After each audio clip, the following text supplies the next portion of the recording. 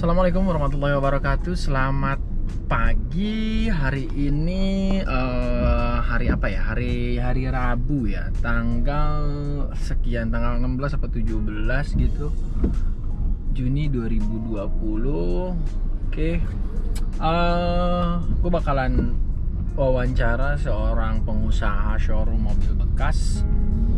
Salah satu bintang tamu kita namanya Erwin Alvaro. Mungkin bakalan kenal orang-orang khusus di Batam.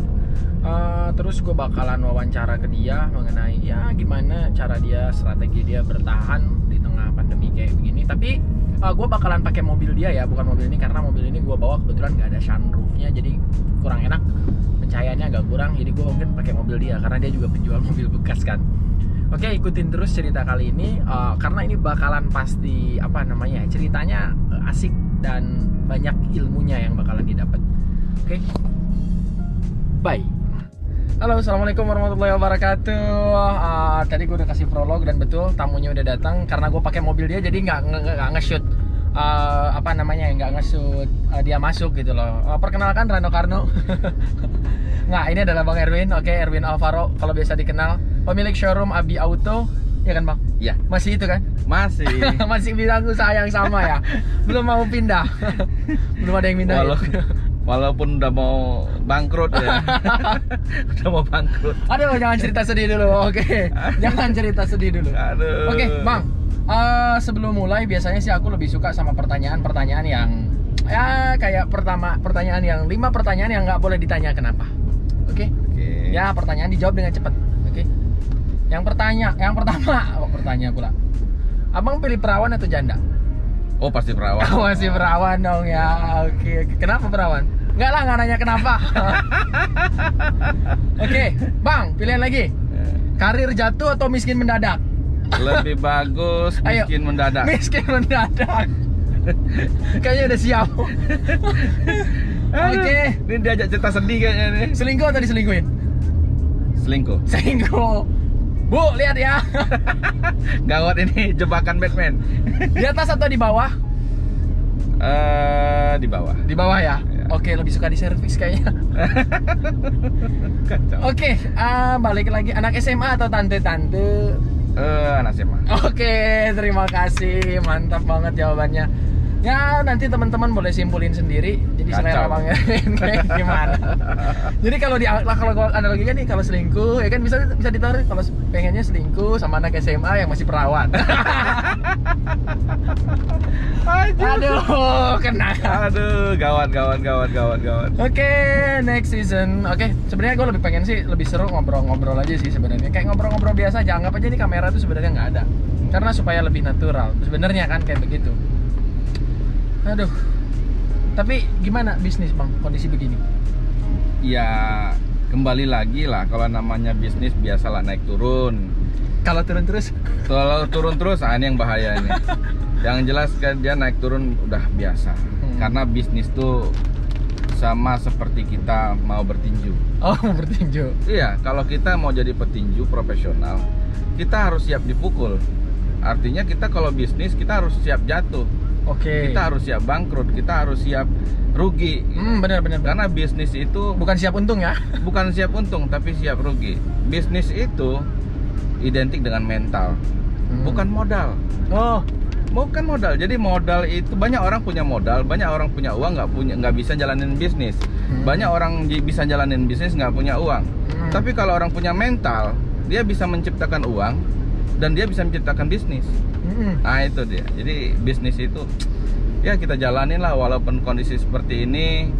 Ya kebetulan berharap kebetulan otomotif ya, saya di otomotif sangat berdampak lah dengan pandemi ini. Tapi betul-betul selain itu kan bisnis Abang ada juga tuh yang lain-lain. Ada beberapa, kita juga ada bisnis lain seperti ya hotel SST bukan?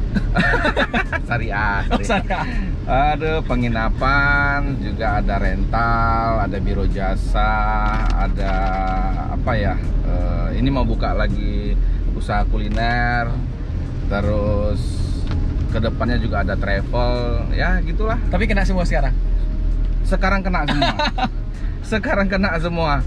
Kacau balau lah. Penginapan tamu sudah jelas tidak ada. Ya benar. Ya, mau lokal, mau internasional, mau dari manapun, tamu jelas Batam tidak ada.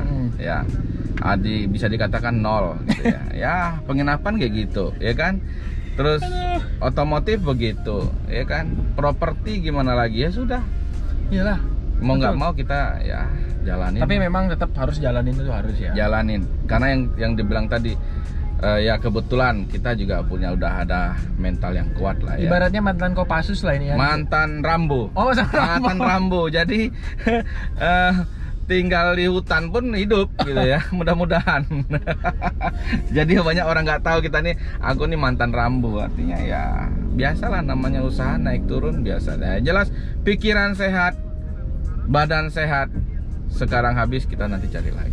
Asep nih pertanyaan jebak-jebak nih, bahaya. Nggak, ini acaranya gue lupa ngejelasin. Ini acara CCB, Cakap-Cakap Berkah namanya. Oh. Kalau teman gue punya acara namanya CCS, Cakap-Cakap Sampah. Nah, kalau ini kan ada berkahnya gitu loh ya. Kenapa gue bilang ada berkahnya? Kita ngobrol sama abang juga bisa ngobrol dengan orang lain. Ini kan kita bisa share gitu loh ya. Iya. Bahwa abang tuh kan perjuangan dari mulai merintis itu nggak gampang gitu loh ya. Prosesnya itu sampai titik sekarang, sekalipun ya pasti banyak pasang surutnya itu kan nggak gampang. Bang, bisa ceritain nggak dikit sih prosesnya itu dulu gimana sih? Ya kalau kita cerita memang agak sedikit panjang. Yang jelas disingkat dong Bang, jangan panjang-panjang. Yang jelas aku nih ke Batam memang merantau murni ya, murni merantau. Berarti abang ini bukan anak orang kaya lah ya? Anak tukang jahit. Oh, anak tukang jahit. Anak tukang jahit. Anak tukang jahit biasanya bilang tuh anak tukang jahit, anak bapaknya tukang jahit, anaknya pakai baju robek. Anak dokter, bapaknya dokter, anaknya sakit-sakitan. Itu biasa. Bapak lu apa? Tukang jualan daging, Bang. Biasa nggak pernah makan daging. Jadi ke Batam ya dengan modal dengkul lah kalau orang bilang ya. Modal dengkul, apa aja disabet, apa aja ya. Pernah jadi tukang ojek pernah. Tapi nggak online ya? Dulu belum online, dulu jadi taksi udah pernah ya, buruh bangunan juga, borongan ngecat. Wah, ini sedih Bang. Pernah sedih. Terus yang ya paling berkesan itu saat mencari kerjaannya itu, mencari kerjaan, karena aku ini kan basicnya perkebunan. Oh, Bang kuliah perkebunan. Harusnya tukang tani dong. Harusnya bertani. Jadi merantaunya salah ke Batam. Merantaunya ke Batam nggak apa yang mau dibuat kebun di sini ya. Ya udah, jadi kalau ke Aceh buat kebun apa bahaya juga loh, Bang. Aceh nyineng. Jadi ya gitulah perjuangan perjuangan saat mendapatkan suatu pekerjaan itu yang suatu hal yang luar biasa di Batam. Dan percaya atau tidak percaya ya pasti yakinlah sesuatu hal yang besar itu adalah sulit ya. Jangan berharap suatu yang besar itu dengan yang gampang, tidak ada. Pasti ada proses yang ada proses. Prosesnya juga pasti berdarah-darah. Iya, pelajarin prosesnya. Jangan lihat hasilnya. Jadi ketika lihat dia hebat ya, oh dia udah begini, oh dia begitu. Tapi kita tidak pernah melihat prosesnya dia seperti apa. Memang sih orang nggak lihat proses, Bang. Seperti kayak beginilah. Seperti ini kalau aku ibaratin ya. Ada satu orang ibu-ibu yang mengandung hamil itu, terus datang teman-temannya ke rumah ibu itu, ke rumah si ibu itu lagi hamil. Pasti yang dilus-lus itu kan kandungannya, selamat ya bayi hamil. Padahal kan prosesnya itu si cowoknya itu gitu. Burungnya itu gitu loh yang lu mau lihat prosesnya gitu maksudnya. Jadi orang tuh cuma lihat kan hasilnya, nggak lihat prosesnya. Ini filosofi loh ya kan. Orang kaya misalnya ya kita lihat, pelajarin orang dia menjadi kaya tuh karena ngepet gitu ya. Bagaimana, apakah dia ngepet ya kan? Atau minta nomor di bawah pohon besar kan gitu. Ya sih sebenarnya ya, kalau aku kenal abang tuh udah lama ya, jadi tahu prosesnya dari abang motor butut memang pura-pura miskin gitu loh. Nyampe pura-pura kita low profile high profit. Iya, dulu low profile high profit, sekarang betul-betul low profit. High profit low profile. Oke, tapi Bang kalau gue pikir ya, orang lebih suka kayaknya dengerin cerita sedih abang sih, dibanding cerita itu positif yang kayak begitu. Iya kan, bener nggak sih kayaknya? Bener.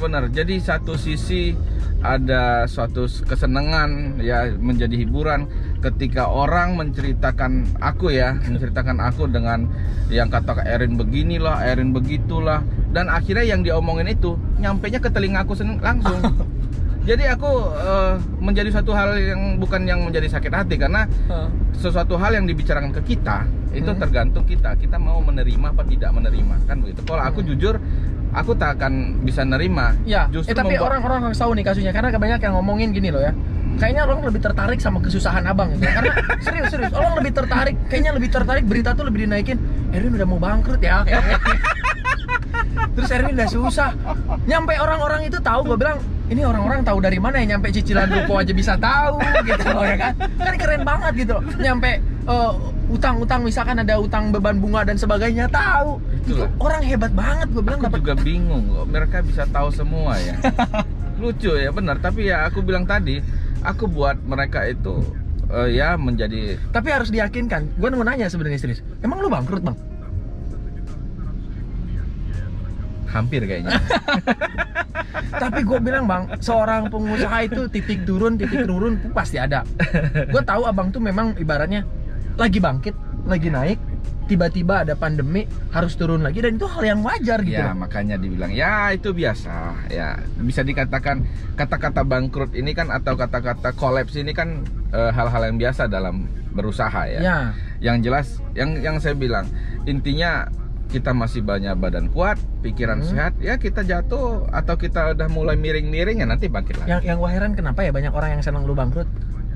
Gitu ya, aku juga bingung loh, bener, aku juga bingung. Atau lu jahat ya sama orang? Aku nggak pernah jahatin, nggak pernah, justru nyeritain dia aja nggak pernah gitu kan. Karena emang gini loh ya, banyak teman-teman itu kalau nyeritain aku tuh seneng banget gitu. Nggak, lu orang baik loh padahal ya. Gini loh ya, gue punya showroom, itu belajar dari abang. Bener kan? Iya, bener kan? Bener kan? Dan teman-teman lain juga punya showroom tuh belajar dari abang. Dan abang tuh nggak pernah kayaknya, ayo nuntut, ini belajar dari gua nih, ini begini nih, lu gini dong sama gua. Kan nggak ada kan kayak begitu? Nggak pernah, karena aku berbagi ilmu menambah peluang bagiku sendiri gitu. Iya. Karena ilmu itu kan amal jariah. Betul sekali. Tapi aku herannya kenapa, ya biasalah, Rasul juga orang yang sempurna, orang yang baik ya, dia pasti punya musuh. Pasti punya musuh. Lu punya musuh nih maksudnya? Iya, artinya apalagi aku manusia biasa yang tidak ada apa-apa, apalah daya kan begitu. Aku herannya kenapa ya mereka tuh kepoin aku terus gitu. Kenapa ya? Enggak, sebenarnya aku sih nggak ada masalah, tapi karena nyampenya ke kupingku lagi, aku jadi ya bahan candaan jadinya. Bahan candaan, ini orang apa sih gitu kan. Hello. Tapi mungkin mereka pengen tahu juga sih cicilan tuh banyak apa enggak gitu kan. Banyak kalau diceritain udah bingung kan. Kalau diceritain sampai lupa aku mau cicil apa. Ini barusan ditelepon kolektor lagi. Bang, ini tolong dibayar bang. Bang, yang ini tolong dibayar. Tapi emang ya begitulah mungkin ya, dalam kehidupan roda berputar, kita nggak boleh nggak boleh stres, nggak boleh stuck juga, nggak boleh diem gitu loh. Karena ya hidup kita terus berjalan, harus tetap dihadapin gitu loh. Ya, tapi strategi udah disiapin bang. Kalau strategi tak akan pernah putus. Oke. Rambo. Ya, tapi nggak bakalan diceritain dong. Ya kalau diceritain juga boleh, tapi yang jelas strategi tak akan bakal putus. Yang pasti ada gebrakan dari abang lah ya. Lagi nyiapin senjata lah ya sekarang ya. Yang jelas ini kan ada serangan nih. Ya, ada serangan yang membuat kita itu menjadi, ya saya menjadi bingung lah begitu. Tapi kata-kata negatif tuh berusaha dihapus. Oke. Ya, jatuh bangkit lagi. Kalau siapa bilang Syahrini itu gimana? Yang mundur maju. Nah, kalau mundur ya mundur maju lagi. Kalau nih jatuh bangkit lagi.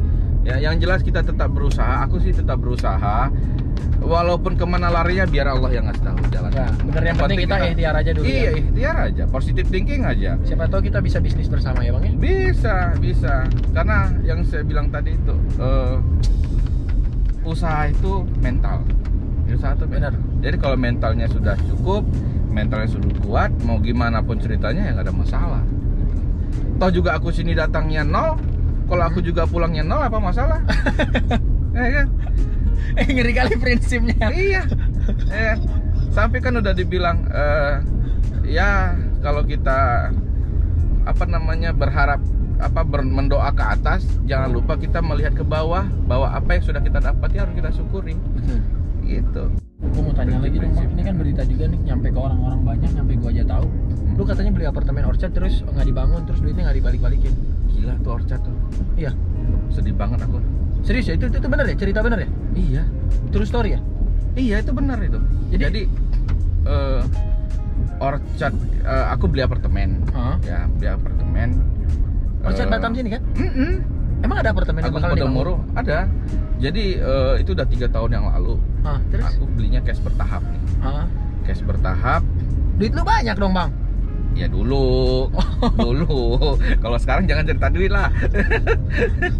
Jadi cash bertahap, ya bisa dikatakan udah lunas lah, bisa hampir lunas lah, bisa hampir dikatakan. lunas. Terus? Karena hampir lunas, kita tanya dong bangunannya mana gitu.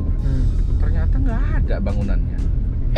Bingung aku nih, gimana ya? Kok bisa kejebak? Nggak kejebak sih sebenarnya, mungkin plannya dirubah kayaknya. Atau enggak? Disuruh aku ambil rumah. Dia nggak tahu rumahku banyak. Disuruh orang kita beli apartemen untuk gunanya yang tahu lah ya, untuk apartemen tahu nggak untuk apa? Ya paling untuk nyewain ke orang gitu. Untuk nyimpen selingkuhan. Itu dia. Itu tuh. Di garis bawah itu. Jadi kita butuhnya apartemen, disuruhnya. Yalah, nyimpen selingkuhan yang anak SMA yang masih perawat nggak mungkin ditaruh di penginapan gitu loh kan. Bener-bener, tapi memang kita bisa tarik cerita sih. Iya, nih itulah lagi gini-gininya ada. Lagi artinya lagi butuh, tiba-tiba masalah muncul lagi gitu kan. Tapi ya tetap usaha lah. Gimana caranya, yang penting kita usaha. Tapi bener sih bang, ya kita tetap berusaha, nggak boleh cerita sedih. Sebenarnya orang konsumsi cerita sedih kita lebih banyak sebenarnya. Ya mungkin di luaran berita-berita tuh berselewengan dan sebagainya, yang sebenarnya kebenarannya belum tentu. Tapi aku herannya itu gini loh. Cerita sedihku level 8. Yang dia tahu sampai level 10 gitu. Bingung kan? Kok bisa gitu? Dia lebih tahu daripada aku ya. Heran. Aduh. Enggak, yang lucunya sih banyak loh, Sep. Ya, banyak. Bukan satu loh. Ya, bener. Nanti cerita yang si Anu. Itu gua yang tahu tuh sebenarnya sumbernya dari mana gitu loh. Iya, makanya aku bilang tadi ada aja yang nyampein ke aku. Nah, yang nyampein ke aku tuh temanku sendiri gitu kan. Win, kenapa sih Win gini. Biasalah bilang gitu kan. Tapi benar nggak? Benarnya sih 8, yang 2-nya lagi salah, aku bilang gitu. Karena lebih beritanya. Ya, tapi memang berita berarti mereka itu aware care ya? Ya, care, betul care. Tapi care terhadap yang lebih susahnya gitu. Jadi pengennya jatuh aja gitu. Itu yang gue heran. Pengennya jatuh gitu. Jadi aku nggak bisa menutup semua mulut orang itu, ya. Karena itu hak mereka. Betul. Yang bisa kututup tuh hanya 2 telingaku aja dengan 2 tanganku, sudah. Mungkin buat aja cerita hibur-hiburan. Ya, betul. Tapi sebenarnya improvisasi abang berusaha di bidang otomotif ini cukup luar biasa loh. Ya, katanya sih begitu. Pada zamannya ya. Pada zamannya. Tapi kita tunggu kok gebrakan abang terus. Kita bakalan tunggu terus. Aku punya strategi baru. Ya, yang jelas aku tuh nggak bakal diam. Ya. Ada masalah, ya biar-biar jatuh, ya naik lagi, nggak ada cerita. Itu aku punya gebrakan baru, cara jual mobil yang baru. Oke, masih bisnis otomotif juga. Ya, karena orang yang maju itu bukan orang yang pintar loh. Tapi orang yang pintar-pintar tuh pintar-pintar baca peluang, pintar-pintar baca situasi, kreatif dan inovatif lah. Kreatif, inovatif itu pintar-pintar ya. Tapi kalau orang pintar itu belum tentu orang bisa maju. Nah, jadi kalau aku sih yang akan mengeluarkan strategi baru bagaimana cara penjualan mobil yang cepat, murah, bagus. Kita tunggu ya bang ya. Oke. Mau nanya lagi nih bang, mungkin pertanyaan terakhir, kira-kira lu punya pesan nggak sih bang buat ya orang-orang di sekitar lu deh bang? Misalnya nyinyir terus, ada pesan nggak? Terus yang ibaratnya kepoin abang terus, ada pesan nggak? Atau ya buat teman-teman yang nonton juga ada pesan nggak? Kalau pesan sih yaitu buat teman-teman yang suka ngomongin orang lain, ya mulai sekarang direm lah dikit gitu kan, karena biasanya pesannya asuh. Biasanya yang suka ngomongin orang lain, orang-orang itu nggak bakal maju. Percayalah, nggak bakal maju karena dia sibuk mikirin orang aja, dia nggak bakal mikirin dia sendiri. Jadi stop bicarakan orang lain, ya. Gali potensimu, gali kreativitasmu, ya. Ya buat kamu pesan orang-orang yang suka kepoin orang lain, kamu majuinlah diri kamu. Atau kita kalau mau kita nih maju sama-sama, yuk. Ya bener ya. Iya, ayo kalau kita mau maju sama-sama kita. Atau adu ilmu. Atau sudah cermat gitu. Kalau mau ya kita mau kita mau maju bareng-bareng, ayo. Jadi Tidak ada kata musuh bagi Erwin Alvaro. Ya. Tidak ada kata musuh. Ya, seburuk-buruk apapun kalian memburuk-burukkan aku, tidak ada masalah. Oke. Kalau kalian mau silaturahmi, kita ya ngobrol, kita mau ngembangin apa, ayo gitu loh, ya. Ini Erwin jadi- Alvaro tuh berpikir positif. Oke. Jadi ini kayaknya pesannya buat satu orang aja nih. Enggak Oh, banyak. ya? Ada beberapa. Oh, Ada beberapa. Jadi mudah-mudahan yang lihat, yang beberapa itu bisa lihat gitu ya. Jangan tersinggung juga ya. Lah, jangan Oh. tersinggung lah. Itu kan. Tapi kalau mau balas boleh? Hah? Mau balas video boleh. Aduh. Jadi jangan stop membicarakan orang lain. Gali dirimu sendiri, ya supaya kamu lebih maju dan lebih sukses lah. Ya benar. Gitu. Oke, terima kasih banyak Bang Erwin. Jadi banyak banget pelajaran yang ya kecil-kecil, yang pokoknya yang baik-baiknya bisa diambil deh. Gimana cara dia bisa hidup di Batam, bisa sukses, bisa punya berdikari sendiri, ya kan? Bisa memperkenalkan dirinya kepada orang lain dengan cara dia, itu adalah sebuah kesuksesan yang diraih loh Bang. Ya, jadi kesuksesan itu kalau menurut aku tuh bukan hanya dalam harta semata. Oh iya. Betul kan? Karena Iya. bukan harta semata, mungkin adalah kesuksesan nama, kesuksesan pamor, kesuksesan branding, dan kesuksesan diperhatiin orang juga itu adalah sesuatu yang wah gitu loh. Karena belum tentu semua orang bisa diperhatiin seperti Abang. Iya ya. Bener kan? Heran juga. Iya kan? Bener kan? Betul kan? Itu adalah betul. sebuah kesuksesan juga bahwa Abang ternyata Abang tuh bisa menarik perhatian orang. Gitu loh. Sekalipun perhatian tersebut diraih dengan cerita sedihnya, dengan cerita, tapi kan orang tertarik tuh. Kenapa ya? Gitu loh. Kayak begini mungkin Erwin udah mau bangkrut tuh. ya kayak gini kan judul, apakah Erwin bangkrut gitu kan? Iya, Erwin mau bangkrut tuh gitu kan. Kalau bisa tahu dia gitu. Erwin tuh diisi. Iya nggak, maksudnya Nggak, ada yang lucu gini. Di kantong dia tuh 5 juta aja nggak ada loh. Heran loh. Isi kantong aku dia bisa tahu gitu ya, ada luar biasa. bisa tahu rekening Abang ya? Lu tahu di kantongnya 5 juta aja nggak ada itu. Ya. Apa nih orang lo gitu kan? Hebat banget. Hebat, top buat lo. Udah bisa mengukur. Oke, mungkin itu aja dari kami. Assalamualaikum warahmatullahi wabarakatuh. Waalaikumsalam warahmatullahi wabarakatuh.